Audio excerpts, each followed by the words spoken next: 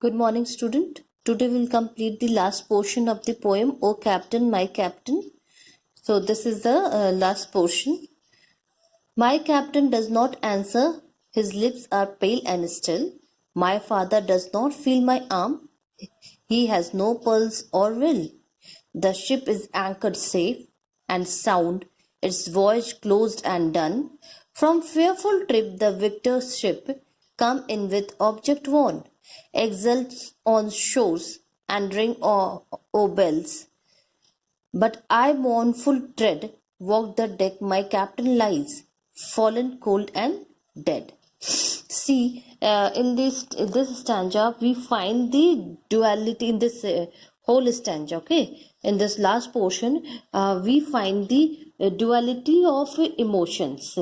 Means poet, white man experience the euphoria of their victory, but at the same time a lament over the death of Lincoln, Abraham Lincoln, which is a big loss for a nation as well as a big loss for the poet. Okay, this he wants to tell through this last portion of the poem.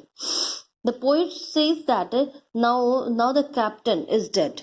The captain is referred here in the whole poem everywhere. See, the my captain referred to the Abraham Lincoln.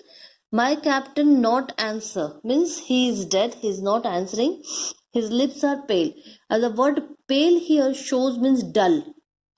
He has the part of the body, lips, is not in the action, not in the motion. Why? It is obvious that he is dead, so there is no action, no motion, and it seems to be dull.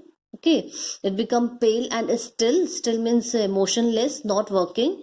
My father, student, see here the word my father does not feel my aim. Underline this word my father. Why poet refer to this? First of all, I'll tell you this. My father refers to Abraham Lincoln. Okay, he's been referred as a captain also and as a father also. He's been referred as a father by the whole nation because of the, and poet also referring me as a father because of the deep love and the respect for the Abraham Lincoln. Okay, as he was leading that group, the group who was fighting against his slavery system. So he is also considered as a father by the other, or you can say he's considered as a leader. Okay, so my means the poet is saying his father does not feel his arm, means he's have no feeling, no motion. Poet and he has no heartbeat of he has no heartbeat. Heartbeat means he is dead. When an individual dies, everything becomes still, everything become motionless. Heartbeat will also not work, means pulse will not work. The ship is anchored safe and the sound is voice close and done, means through this line it is such a time when the ship has arrived at its destination. And what was the destination here? Destination means it has won the war. Okay, students, here the fearful trip, underline this line, the fearful trip, the victor's ship. Okay, the here fearful trip. One more thing I will add in this, that in contrast to the happy people on the land, means who were rejoicing for their victory, who was very happy for their win war. Okay, the boat is described like a ghost. Okay, like a ghost ship. Why like a ghost ship? Means people on the land were happy, but people on the ship were not at all happy, because they were knowing the fact that Lincoln, who was leading this war, is no more. So at that time, so it is the boat, the ship is like a ghost for them. Okay, the victor ship. Student, underline the word victor. Victor means over here means won the war. When one who is able to defeat the rival, the ship is able to defeat the rival, that is called the victor ship. Come in with object won, the exult o shore, and the ring o bells. Here again it is said that it is said that exult, O shore, and the ring, O bell. That the people come in with object one, the people over the land, okay, because ship was about to come, was very near to the shore, and the people over there, they can see from the ship that people on the land were very happy, were rejoicing the victory, they were ringing the bell. That is only told here, exult, O shore, the ring of bells, means they were ringing the bell, and the ringing of the bell symbolizes the victory, symbolizes a happiness, okay, air of happiness among that in that environment, in the among that people, okay, they were happy. But I here refers to poet. Poet says that I with a morning tread. Student, align the word morning tread, mournful tread. Tread means footstep, means with a heavy step. Heavy step means with a grief, broken heart, with a grief in his heart. He was moving towards where? Towards the deck. Deck is a place in the ship, okay, at the upper portion.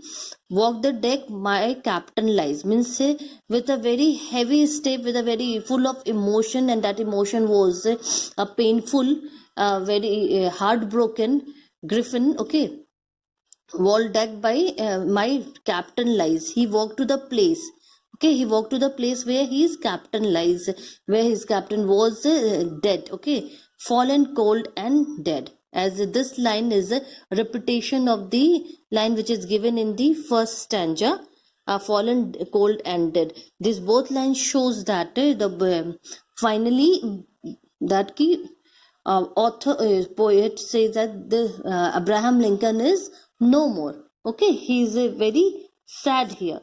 The word deck here, student, align the word deck over here in the second last line, deck, D-E-C-K, deck. Deck here refers to the cemetery of Lincoln. Poet moving, as I have told that before, that poet moving around this place, lament over his with the both victory as well as loss. Means he was at one side a bit happy also, not bit happy, but actually he was happy, but at the same time he was having that a pain for the loss, and loss of the what? Loss of the Abraham Lincoln. Student, now I'll tell you some of the poetic devices which is given in this chapter, okay. In this line, O captain, my captain, rise up and hear the bell. This line is a apostrophe. Write the meaning of apostrophe. Apostrophe is a form of personification which is an individual addresses someone who is dead or someone who is not there. Here, see, actually, captain is dead and he's not present there, but still still a poet is addressing him, O captain, my captain, raise up and hear the bell. So it is the apostrophe. This figure of speech is apostrophe. Now second is, rise up, for you the flag is flung, for you the bugle trills. It is alliteration. What is alliteration? The repetition of the consonant in the same line, or you can say in the very quick succession, okay, repetition. As you can see, a for, flag, flung, and these f. So it is the alliteration.